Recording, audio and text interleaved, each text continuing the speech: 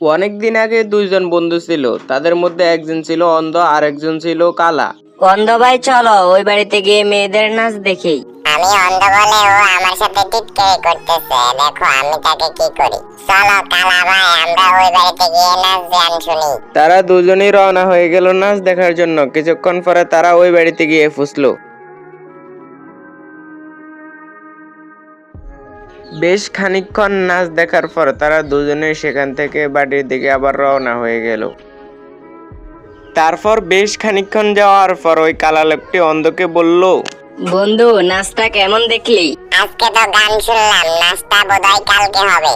আরে গাধা তুই, আজকে তো নাচ হলো, গানটা বোধহয় কালকে হবে। তুই হচ্ছিস বোকা অন্ধ, তুই চোখে দেখিস না, তুই নাচের মর্ম কি বুঝবি পাগল। তুই হচ্ছিস কালা, তুই কি গানের মর্মত কাজ করা বুঝিস? আরে তুই কি জানিস, আমি বলছি আজকে নাচ হয়েছে কালকে গান হবে।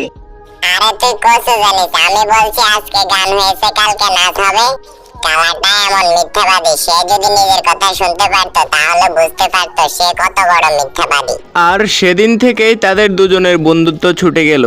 অন্ধটা এমন জোচ্ছর যে সে দিন কি রাত বানিয়ে দিতে পারে।